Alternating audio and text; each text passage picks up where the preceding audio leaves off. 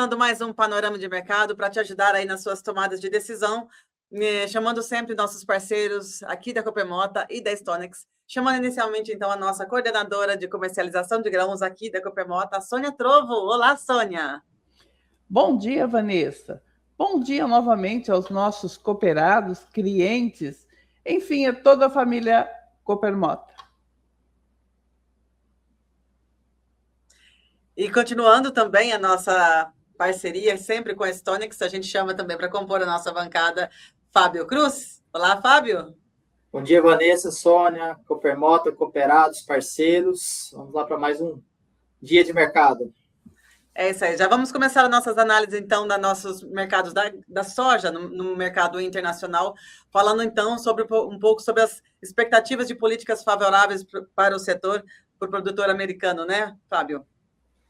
Sim, semana passada o mercado esperava um discurso do Donald Trump, né, que viria aí seguido de expectativas, boas mudanças para o setor de biocombustível dos Estados Unidos, talvez o setor produtivo como um todo, o agro dos Estados Unidos, focado também em soja, em milho, e as notícias elas vêm sustentando, se a gente for observar bem cotações, Chicago, elas bateram um piso ali e animaram, subiram bem, né? E infelizmente nesse discurso dele não trouxe tantas novidades aí para o setor interno americano, que tem que se desenvolver base políticas do governo, mas ainda existe essa expectativa aí em relação a uma melhora aí para o produtor americano, que não está numa situação tão fácil também. Sônia, como que a gente analisa nosso mercado nacional aqui para o setor da soja? Vanessa, em relação a esse discurso do Trump, que seria na terça-feira, o mercado trabalhou até com preços bons. Aliás, o mercado ele vem trazendo, em momentos, preços um pouquinho melhor, tá? Sempre antes da abertura do mercado. Mas na terça, basicamente, após o discurso de Trump, o mercado devolveu todos os ganhos. E é o que a gente vem falando sempre para o produtor, são momentos, né? E esses momentos têm que ser aproveitados. Maravilha. A gente passa, então, para o nosso próximo tópico, falando sobre esse gargalo logístico, né? Ele está se concretizando, Fábio? Sim, o Mato Grosso ele começou ali sua colheita, é o estado que mais está desenvolvido na colheita, e a gente tem recebido muitas notícias de chuvas, chuvas que, de certo modo, atrapalham a colheita como um todo, mas, por incrível que pareça, o produtor ali do Mato Grosso vem conseguindo colher, mas a gente tem notícias de regiões que estão um pouco travadas.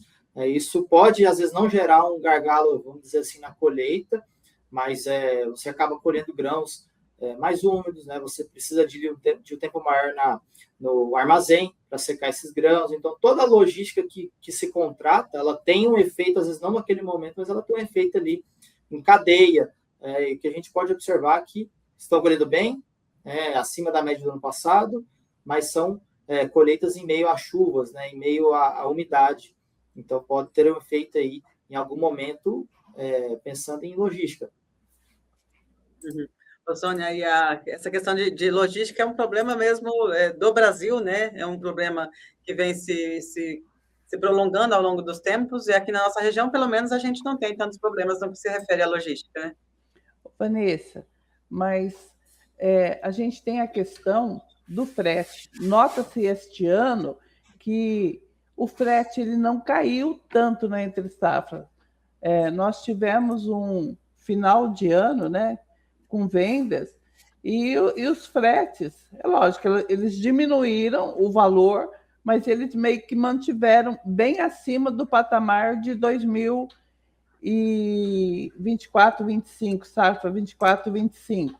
Só para se ter uma ideia, Vanessa, onde está intensificado a colheita, por exemplo, frete no norte do Mato Grosso para Porto de Miritituba, no Pará, em 2 semanas, os fretes subiram de 260 para R$330 por tonelada.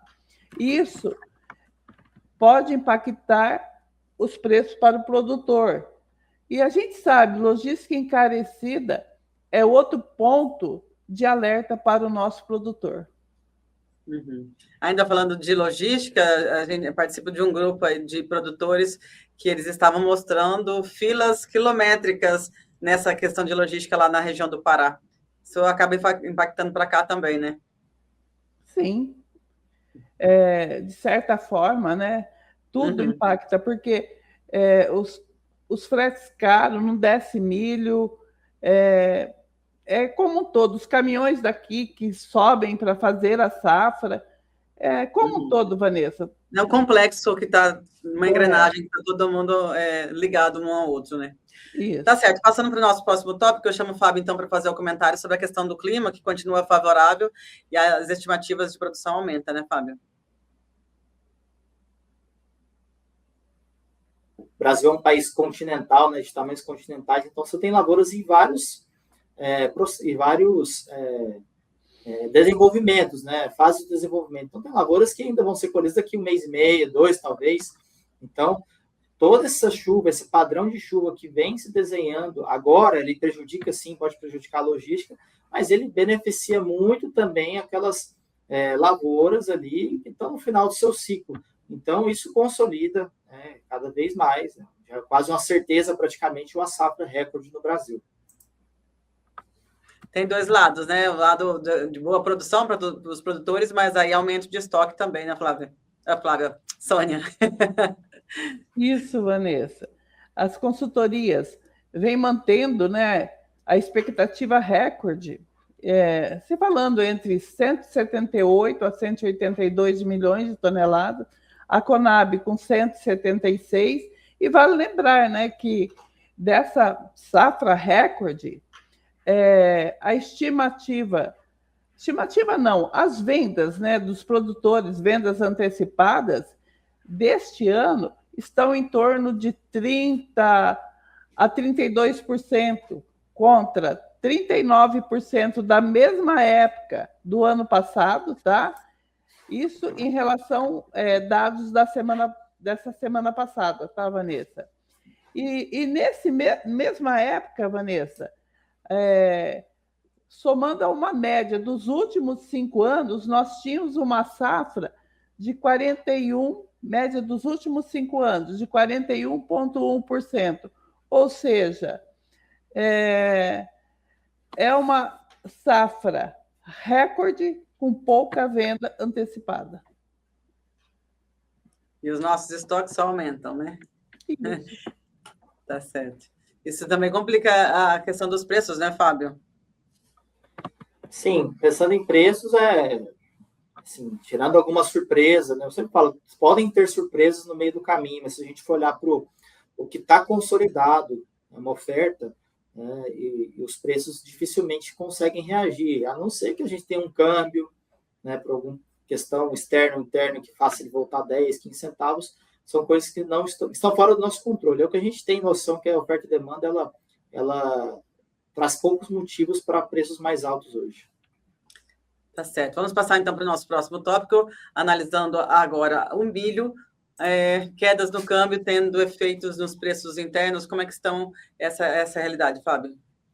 Bom, o nosso milho safrinha, vamos falar do safrinha aqui, que praticamente vai ser plantado aí daqui a alguns dias, né? Ele sofre muito efeito do câmbio. Por quê? Porque é o momento que o Brasil exporta. Então, quando você vai exportar qualquer produto, falando agora do milho, ele depende de um câmbio para ser convertido para o dólar. Então, quando você tem quedas no câmbio, esses preços de exportação, eles acompanham essas quedas. Por mais que a gente fale ali de B3, de mercado interno, de certa forma, os preços acabam acompanhando. Então, até o momento, o preço do milho que a gente teve de ofertas para a safrinha, ele não vem reagindo muito, e depender de quem compra ou não, esses preços até vêm caindo acompanhando esse movimento de câmbio. E como que a gente avalia aqui na nossa região esses efeitos, Sônia? Ô, Vanessa, o que a gente tem notado que, em relação à compra e venda, nada mudou. O que a gente vê é o comprador comprando o estritamente necessário, tá? Quando ele vê uma oferta boa, eu falo assim, em relação a preços, e o vendedor, para abrir espaço, ele andou vendendo e agora ele deu uma retraída pequena. Mas o que eu chamo a atenção, Vanessa, é que o produtor está tentando fazer o que ele fez o ano passado, segurar as vendas, e em plena safra o milho subiu, tá? E só que ele esquece, Vanessa, que o ano passado nós tínhamos de estoque, de passagem de estoque, apenas 1,88 milhões de toneladas. Essa safra começa com 12,6 milhões de toneladas de estoque. O consumo interno, Vanessa, apenas para o produtor ver a diferença entre o ano passado e esse ano, o consumo interno foi de 91 milhões de toneladas em 2024-25, safra. Mas foi sustentado esse consumo por uma safra recorde de 141 milhões de toneladas. Enfim, Vanessa, são dados que o produtor tem que levar em conta. Cada ano é um ano diferente. Tá certo, com certeza tem que considerar todas as variáveis, né? E aí a gente passa para a nossa última análise de hoje, falando sobre o plantio da safrinha, e segue com risco. O que a gente pode falar sobre essa análise, Fábio? Ele vem em conjunto aí com a questão das chuvas na colheita da soja, então você conseguir colher a soja, né? Vou falar do operacional ali, né? Choveu 2 dias, 3, fez um dia de sol, né? Aquele dia você consegue colher soja. Agora, quando a gente fala de um solo úmido, a questão de plantio é um detalhe um pouco mais, vamos falar assim, difícil de contornar. Então, essa umidade, essa chuva, ela pode até permitir a colheita, mas quando a gente fala do plantio, sim, pode haver um atraso nesse plantio da safrinha, e aí é um movimento que pode sim sustentar preço, pode fazer o preço da safrinha voltar a subir agora no curto prazo, e a gente entende isso como oportunidades para o produtor aí que não olhou com carinho ainda.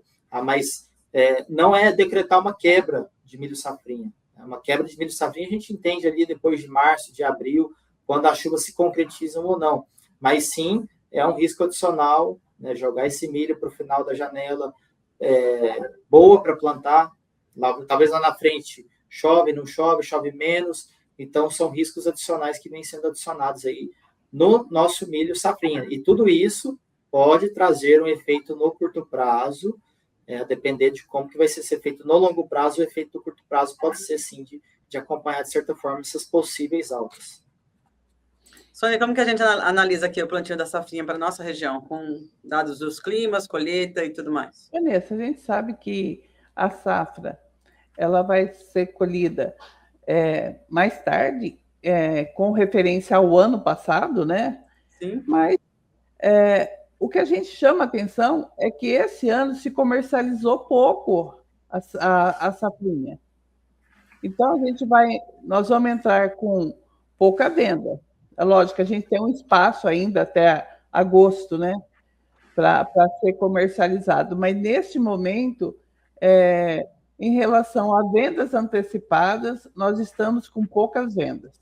E aí é outro ponto de atenção para o produtor, né? Sim, com certeza. Mais uma questão que nosso produtor precisa analisar e ficar atento sempre às oportunidades que a gente sempre vem falando aqui há alguns programas já, considerando sua margem, considerando seu preço e as possibilidades aí de rentabilidade. É mais ou menos isso? Isso, Vanessa. E chamando a atenção também pela cotação do dólar, e por Chicago, os preços portos estão cada dia menores.